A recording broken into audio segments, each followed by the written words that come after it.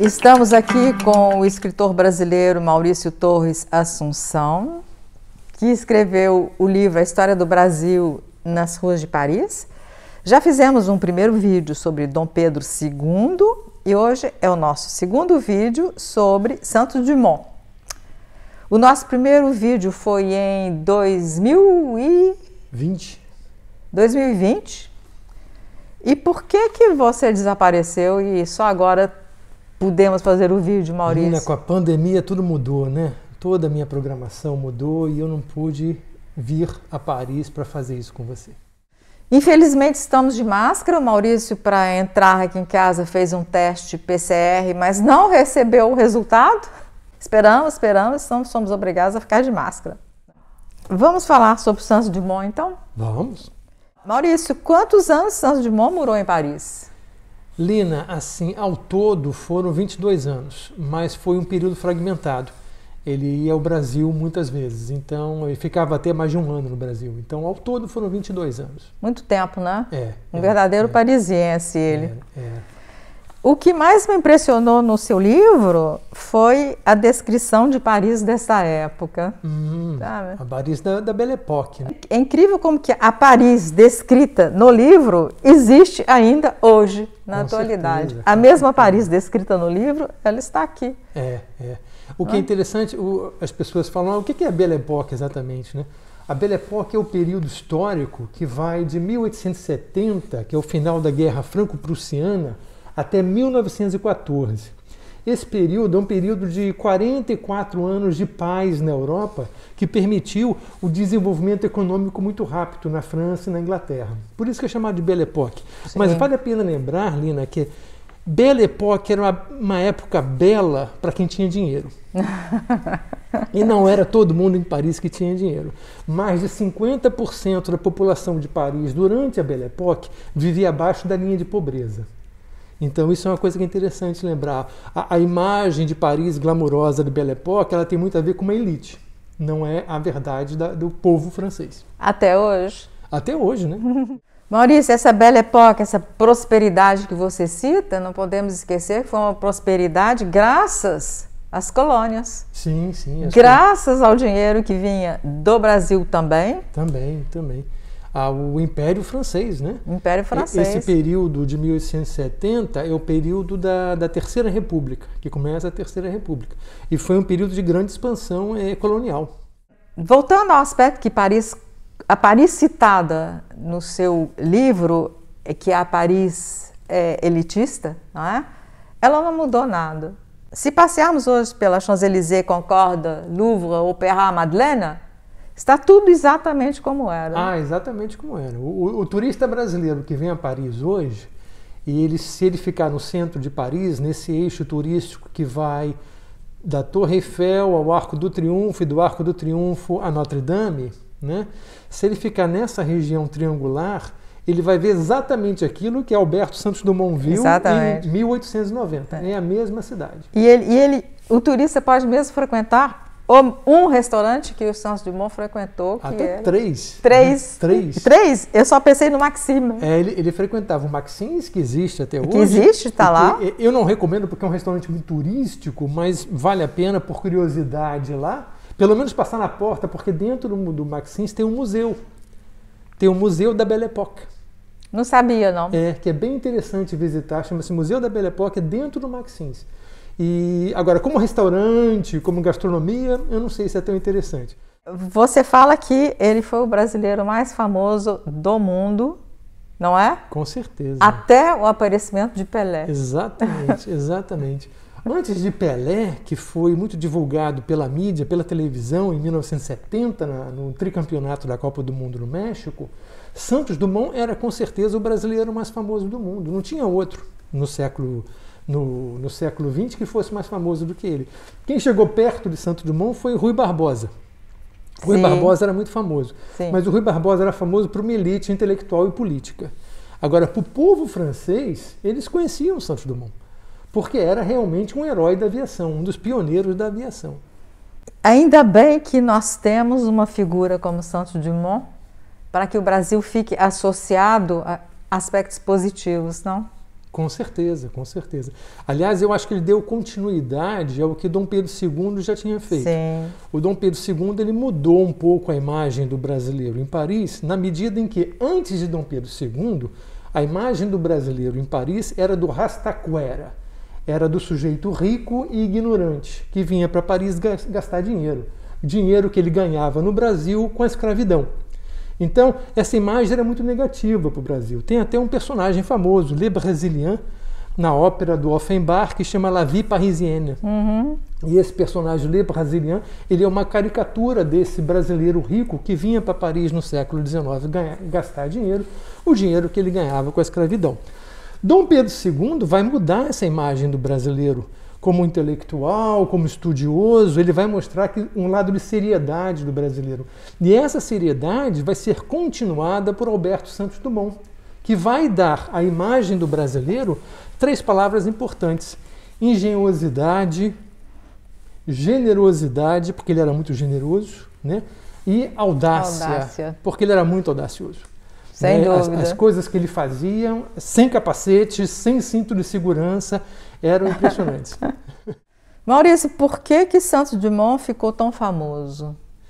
Então, Lina, ele chegou aqui muito novinho, com 18 anos, se apaixonou por Paris, queria estudar em Paris, e o pai dele concordou e deu para ele emancipação. Então, Santos Dumont chega em Paris no ano seguinte, ele voltou ao Brasil e no ano seguinte ele volta com 19 anos. O pai jovem. Dele, jovenzinho, o pai dele, enquanto isso, morreu. E antes de morrer, não só deu emancipação para ele, como adiantou a herança dele. E como herança, ele ganhou $500 mil. Você imagina o que era $500 mil há 120 anos atrás. Então era muito dinheiro para um rapazinho. Mas o pai dele confiava nele. Falou para ele, olha, vamos ver em que tipo de homem você vai se transformar com tanto dinheiro na mão em Paris, numa cidade que você tem muita tentação para gastar dinheiro. Pois ele foi muito sério. E ele veio para Paris realmente estudar, passou 4 anos estudando, aí ele voltou ao Brasil de novo. Sim. E aí no Brasil ele se dá conta de que realmente a paixão dele é Paris, ele quer voltar para cá porque ele quer investir na navegação aérea. Naquela época não tinha avião, não se falava em avião. E ele queria fazer um balão dirigível. Então ele veio para Paris e ele começa a construir seus balões dirigíveis, que são balões alongados, né, com hidrogênio e com motorzinho que ele usava. Então ele chegou a construir 1, 2, 3, 4, 5 balões dirigíveis num período de 2 anos. Né? Essa fábrica de balões ficava em Vaugirard, no sul de Paris, era a fábrica do Lachambre, que era muito famosa. E o Santos Dumont... Que nessa época era a periferia de Paris. Vaugirard não era Paris. Era quintal. E aí o Santos Dumont, com o seu dirigível número 5, ele vai aceitar a proposta do prêmio Deutsche de la Morte, que era um prêmio de 100 mil francos para quem conseguisse decolar com um balão dirigível e dar a volta na Torre Eiffel e voltar ao ponto de partida em 30 minutos. Esse ponto de partida era na cidade de Saint-Cloud, que é aqui ao lado de Paris, é um município periférico de Paris. E ele aceita isso e ele começa a fazer as primeiras tentativas com o balão número 5, e numa das primeiras tentativas ele vai cair com o balão, vai se esborrachar numa mansão de um milionário em Boulogne. Boulogne, que também é um bairro periférico de Paris, na zona sudoeste. O balão passou sobre a casa do milionário e caiu lá no jardim.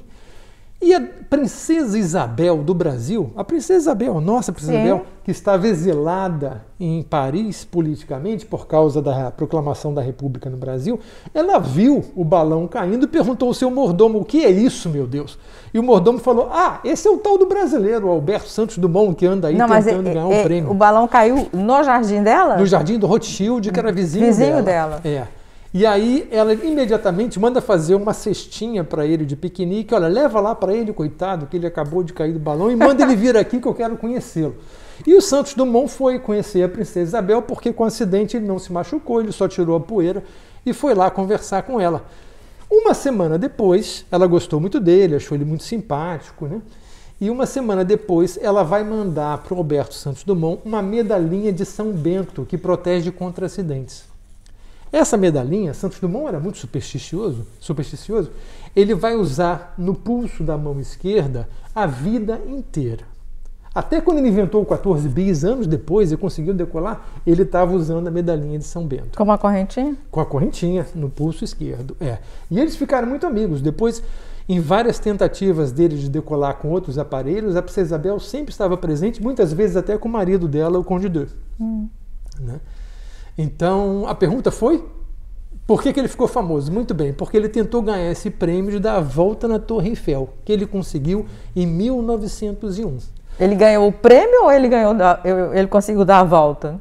Ele conseguiu dar a volta e ganhou o prêmio por causa disso. Sim. Ele provou pela primeira vez que era possível dirigir nos ares um balão de hidrogênio.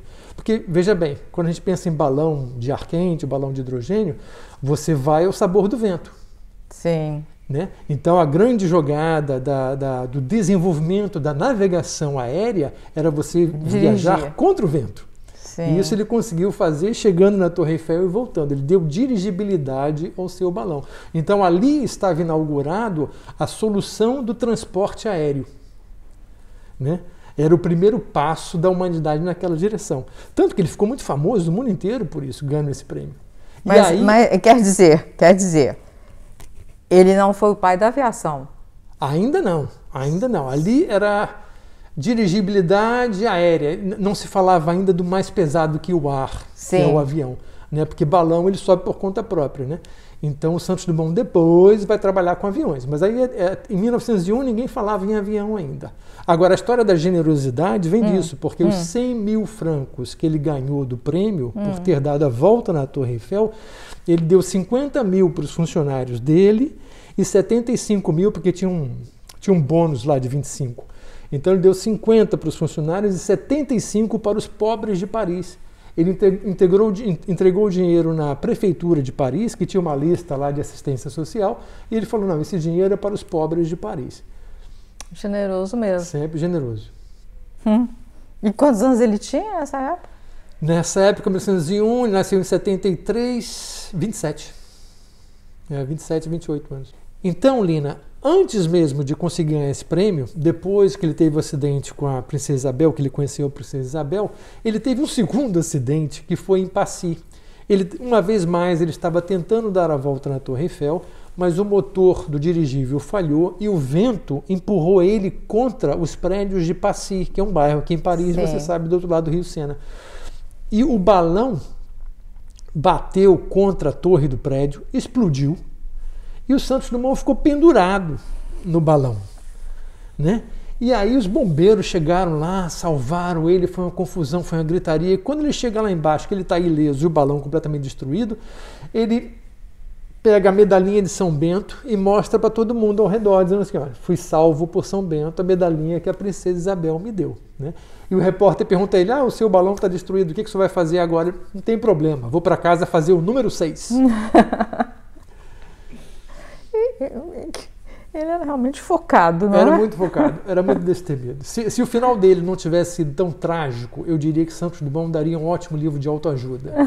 Porque com ele era caiu, levanta, tira a poeira e dá a volta por cima, vamos embora. Então ele fez o número 6, e é com o número 6 que ele vai definitivamente dar a volta na Torre Eiffel. É verdade que Santos Dumont inventou o relógio de pulso? Lina, esse é mais um dos mitos que os patriotas brasileiros gostam de inventar.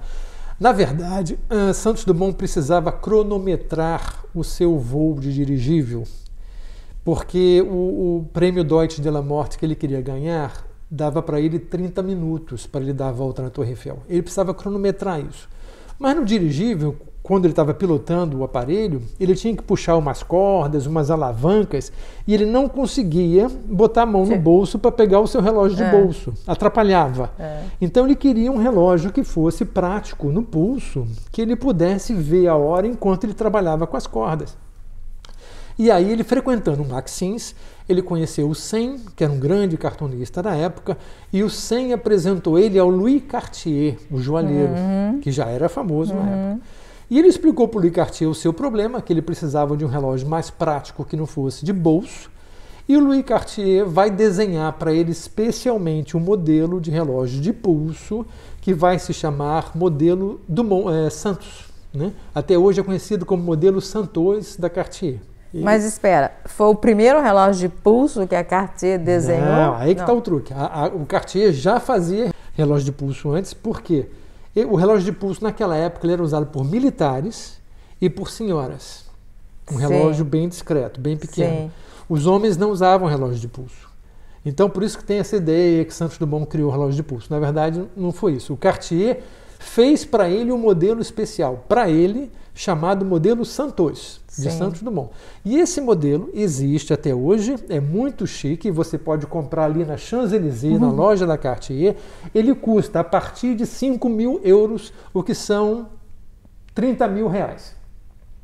Então, com 30 mil reais, você compra o modelo básico do relógio Cartier sem diamante. Se você quiser um diamante incrustado, fica um pouquinho mais caro, né? O modelo básico é esse. Mas é o modelo Santos Dumont, que existe até hoje e é muito bonito, é muito famoso. E ele é realmente bonito, o modelo? É lindo, é bem clássico, é quadrado. Maurício, em 1903, Santos Dumont espantou Paris novamente, não é? O que foi que ele fez? Isso. Em 1901, ele se tornou o brasileiro mais famoso do mundo, dando a volta na Torre Eiffel. Em 1903, ele desenvolveu um novo aparelho, um novo dirigível, que era o dirigível número 9, que ele chamava de baladeuse, que significa uma passeadora. E com esse dirigível, ele queria ter uma espécie de carro aéreo que ele pudesse usar em Paris para ir no café, no restaurante e voltar para casa. Então, no dia 23, na noite de 23 de junho de 1903, na madrugada de 23 para 24, ele sai com esse carro aéreo do hangar dele, que ficava em Neuilly, e ele vai voar até a Champs-Élysées e ele aterrissa na porta de casa, no número 114 da Avenida Champs-Élysées, e ele aterrissa com seu balão às 7 horas da manhã, causando um tremendo tumulto no tráfego nas pessoas que param para ver o que está acontecendo aqui. Então, ele inventou ali o carro aéreo dentro de uma cidade, né? Maurício, espera. Não podemos deixar de fazer comparação com essa época e o presente, não é? Que liberdade que o mundo tinha nessa época. Como que alguém podia sair de balão e pousar esse balão na Champs-Élysées? E hoje em dia seria impossível, né? Com o tráfego que tem na Champs-Élysées. Não. Todas as ameaças possíveis. Ele seria morto imediatamente. Bom, o importante é que hoje em dia, nesse número da Champs-Élysées, número 114, tem uma placa que celebra essa aterrissagem do Santos Dumont com seu aparelho, que era o dirigível número 9. Então, quando você vier a Paris, não deixe de fazer esse passeio na Champs-Élysées, número 114, o apartamento de Santos Dumont. Ele morava naquele prédio na cobertura e você vai ver a placa lá dizendo: aqui aterrissou o dirigível número 9 de Santos Dumont no dia 24 de junho de 1903. É verdade, é onde hoje fica a loja da Apple. Pronto. Você aproveita e compra um iPhone novo. E por que o nome 14 bis? Essa é uma história interessante, porque é um nome estranho, né? 14 bis. Por que é 14 bis o nome do avião, o famoso avião de Santos Dumont, né? Na verdade, a cada invento que ele fazia, ele colocava um número. Então, com o dirigível número 6, ele deu a volta na Torre Eiffel. O dirigível número 7 era um dirigível de corrida. O número 8 não existiu porque ele era supersticioso, ele achava que o número 8 dava azar. O número 9 foi a baladeuse, que ele aterrissou em casa. O dirigível número 10 foi um ônibus aéreo, mas que não levou ninguém a lugar nenhum, ficou na garagem. Depois, as invenções 11, 12 e 13 foram aparelhos que não eram dirigíveis. Foram tentativas de avião e helicóptero, ficou uma coisa que não deu muito certo, não foi a lugar nenhum. Quando ele fez o dirigível número 14, ele resolveu fazer uma experiência. Ele criou um modelo de avião que ele anexou ao dirigível e ficou um híbrido de avião e dirigível, e ele foi testar ali no campo de jogos de Bagatelle, e ele chamou esse avião que ele anexou ao balão de 14 bis, porque o balão era o invento 14 e a sua continuação era o 14 bis. Depois ele se deu conta de que essa máquina híbrida não ia dar certo. Ele volta para o seu hangar e ali ele sai já do hangar com 14 bis pronto para fazer o voo histórico, né? Que a gente vai falar dele daqui a pouco. E o que é que tem um burro a ver com isso? Ah, o burro, o coinho. Bom, para testar o 14 bis, o Santos Dumont inventou o simulador de voo. Segundo os patriotas brasileiros, ele inventou o simulador de voo. O que ele fez? Ele tinha dois postes, um mais baixo e um mais alto. Ele colocou um cabo de aço de um poste mais baixo para o outro. E ele, com a ajuda de um burro, ele fez o burro içar o 14 bis do poste mais baixo para o mais alto. Sim. Né? Como se fosse uma roldana. Sim. E o 14 bis chegando lá em cima, ele subiu para um escadote, ele entrou no 14 bis e mandou soltar o burro. E aí o 14 bis desceu pela corda, né? E ele testou o leme do aparelho. A ideia era essa, ele queria testar o leme do seu aparelho, descendo sozinho, enquanto que o burro ia embora. Sim. Então, com isso, ele testou o leme do 14 bis, aprovou, e ele inventou o primeiro simulador de voo da história com a ajuda de um burro, que chamava Coinho, e o nome entrou para a história da aviação. Coinho, o burro que ajudou Santos Dumont a inventar o simulador de voo. Maurício, qual foi o invento mais bem sucedido de Santos Dumont? Olha, o invento mais bem sucedido dele foi depois do 14 bis, alguns anos depois, quando em 1910 ele inventou a Demoiselle, que era a sua invenção número 20. A Demoiselle era um avião pequenininho, muito parecido com o que hoje são os ultraleves lá no Brasil. Tem aquela asa, tipo asa delta, e ele sentava embaixo com o motor atrás. Sim. A Demoiselle foi muito famosa, mas também foi seu último invento. Ele sofreu um grave acidente com a Demoiselle, ele caiu, segundo os jornais da época, de uma altura de 25 metros com ela, se esborrachou e, como sempre, ele saiu ileso, mas psicologicamente ele saiu abalado. Eu acho que ali ele se deu conta de que estava na hora de aterrissar. Então ele tinha 37 anos já e ele resolve se aposentar. Quer dizer, ele resolve não voar mais. Resolve não voar mais, não fazer mais esse tipo de coisa. Ele vai continuar trabalhando como inventor na prancheta, mas não vai mais ser piloto de teste dos seus próprios inventos, né? Porque ele realmente se arriscava. Vamos falar de coisas mais prosaicas? Vamos ter montando turismo. Quais eram os restaurantes favoritos de Santos Dumont? Então, Santos Dumont frequentava, isso a gente sabe porque ele dizia, né? Nos seus livros, a gente tem artigos sobre isso. Ele frequentava o Maxim's, na Rue Royale, e o Maxim's, na época, era o grande restaurante do momento, da elite francesa e internacional. Ele frequentava o La Grande Cascade, no Bois de Boulogne, e o Pré-Catalan. E aí tem uma coisa muito curiosa. Se você, turista brasileiro, for ao Museu Carnavalet, que é o Museu da História de Paris, que é um museu maravilhoso, que passou por 3 anos de reforma e agora está mais lindo ainda. Está no Marais. No Marais, Museu Carnavalet. Lá tem uma pintura do Pré-Catalan. O pintor pintou o restaurante Pré-Catalan de noite, no Bois de Boulogne, com os fregueses chegando, todos muito chiques naquela época. E dentro do restaurante você vê Santos Dumont. Ele era um dos personagens de Paris da época, né, do Tout Paris. Né? Então, o Alberto Santos Dumont era um personagem tão comum para os parisienses que você vê numa pintura que retrata a época, você vê a figura de Santos Dumont dentro do restaurante. Então, com a volta da Torre Eiffel, com a aterrissagem no Champs-Élysées, com a parada do 14 de julho, ele também aparecia com seu balão. Ele estava se tornando cada vez mais popular e a população de Paris chamava ele de Petit Santos. Por quê? Porque Santos Dumont, gente, tinha 1,60 m de altura e pesava 50 quilos. Ele era realmente muito pequeno. Ele era pequeno, mirrado, enfim, e amarelinho. E aí tem uma coisa curiosa que o sociólogo Gilberto Freire fala isso. Ele diz que no início do século XX, criou-se no Brasil a ideia do brasileiro heróico amarelinho. O que ele queria dizer com isso? Era o brasileiro fraquinho, mirrado, mas que era valente, heróico e inteligente. E o Gilberto Freire usa 2 personagens como fortes exemplos do brasileiro amarelinho heróico, que é o Rui Barbosa, que era muito baixinho, magrinho e feio, e o Santos Dumont, que era baixinho, magrinho e feio também. E os 2 eram grandes brasileiros, né? Então, aí, em Paris, cria-se essa figura do Petit Santos, né?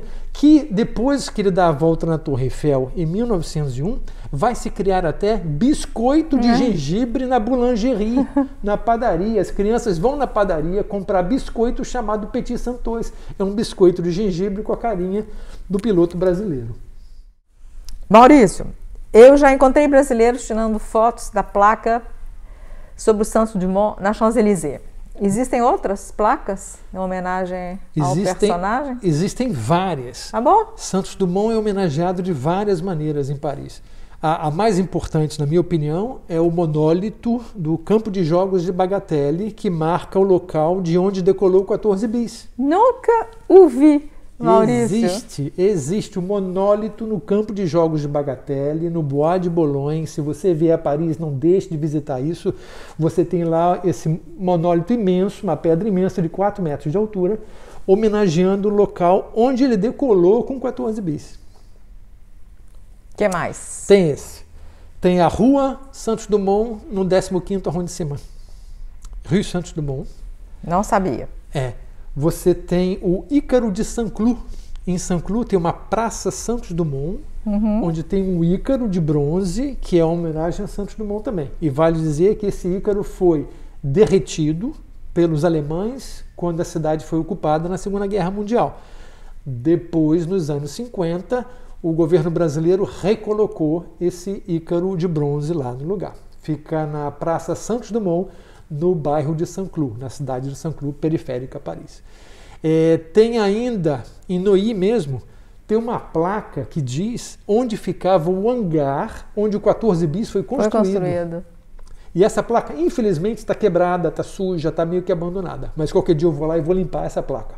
Então você, turista brasileiro, pode ir lá visitar para saber onde que o 14 bis foi construído, onde o 14 bis decolou, onde Santos Dumont aterrissou com seu dirigível na Champs-Élysées. Está tudo registrado na história de Paris. Você esqueceu de falar de uma invenção do Santos Dumont que eu acho maravilhosa. Diga. É a quentinha. A quentinha 5 estrelas. 5? 5. Explica, fazendo favor. Então, as pessoas dizem, Santos Dumont inventou avião, Santos Dumont inventou relógio de pulso, o que a gente sabe hoje que não é verdade. Né? Nenhum nem outro. Nenhum nem outro. Isso é uma patriotada. Agora, o que ele inventou de verdade foi a quentinha 5 estrelas. Sim. Por quê? Porque foi a primeira pessoa a ir no restaurante Maxim's e pedir o almoço para a viagem, o que eles não estavam acostumados. E almoço chique, vamos dizer. Garrafa de champanhe, trufas, caviar. Claro. Tudo muito chique, mas para a viagem. Agora, por que ele queria para a viagem? Porque ele botava essa cestinha no seu balão. Sim. Não o balão dirigível com motor, mas o balão livre, aquele que subia e ia embora com o vento. E ele ia fazer almoço nas estrelas.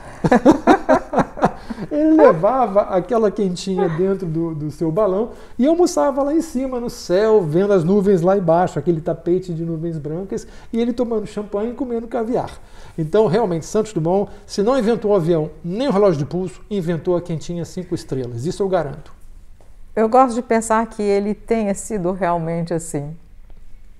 Você também? Eu acho que foi. Você acha que foi? Eu acho que durante a juventude... Ele teve um lado bom vivant. Teve, com certeza, com certeza. Sim. Ele não era mulherengo. Sim. Ele não era um boêmio. Não, mas eu não estou pensando bom vivant nesse sentido. Eu estou pensando realmente um cara que gostava da gastronomia, de momentos de prazer. De apreciar as coisas boas da vida. Coisas boas, ele sabia apreciar. Ele tinha muito dinheiro e ele gastava o seu dinheiro com muita sabedoria. Né? Ele comprava o melhor para ele, mas ele não era uma pessoa fútil. Sim. Né? Ele era uma pessoa sofisticada. Isso ele era, porque ele tinha muito dinheiro de verdade, não precisava trabalhar, quer dizer, trabalhava para ele mesmo, fazendo as suas invenções, né? Então, é uma pessoa que aproveitou muito a vida enquanto foi jovem. Depois, quando ele fica doente, mais velho, aí fica mais difícil. Maurício, nós vamos falar quem foi que realmente inventou o avião? Lina, a gente briga com os americanos, né? Porque eles dizem que foram os irmãos Wright, a gente diz que foi o Santos Dumont. Na minha opinião, a história registra hoje que a primeira pessoa a ter voado teria sido, de fato, os irmãos Wright, até 2 anos antes do Santos Dumont. Só que eles tinham muito medo de pirataria dos seus inventos. Então, tudo que os irmãos Wright faziam nos Estados Unidos, eles faziam de forma velada. As pessoas não tinham acesso. Porque eram investidores, não eram generosos como Santos Dumont. Né? Santos Dumont era milionário, não precisava de dinheiro. Então, todas as invenções dele, uma vez testadas e seguras, ele fazia questão de publicar o esquema de construção do aparelho nas revistas especializadas. E ele queria que todo mundo copiasse os seus modelos sem que ele ganhasse um centavo com isso. Até garoto propaganda ele foi, do licor Benedittina, sem ganhar um centavo com isso. Ele fazia as coisas por diversão e porque ele realmente gostava. Então, hoje em dia se diz que os irmãos Wright inventaram o avião porque foi em Santos Dumont. Eu tenho uma visão muito diferente disso. Até porque os irmãos Wright também foram influenciados por outras pessoas nos Estados Unidos. Eu acho que nada se inventa. Tudo evolui. E todo mundo participa dessa evolução de uma maneira colaborativa. Né? A ciência se faz assim. É um tijolinho em cima de outro todo dia. Né? Então eu acho que ninguém inventou o avião. O avião ele foi desenvolvido por uma geração de bravos que arriscava a cabeça e o seu pescoço testando as suas próprias invenções. E aí você tem os irmãos Wright, você tem Santos Dumont, você tem Blériot na França, você tem Gabriel Voisin na França. E na Europa toda havia várias pessoas contemporâneas de Santos Dumont que também estavam trabalhando no desenvolvimento dos seus projetos. Então, não tem o inventor, tem uma geração de inventores. Muito bem. Você gostaria de falar mais alguma coisa? Nossa, tudo. Maurício, explica onde comprar seu livro. Lina, A História do Brasil nas Ruas de Paris, da editora Leia, está à venda pela internet, pela Amazon ou em qualquer grande livraria brasileira. Anotaram, não é? Bom, foi um prazer, Maurício. Prazer todo meu, Lina, adorei. Espero termos um terceiro encontro. Com certeza.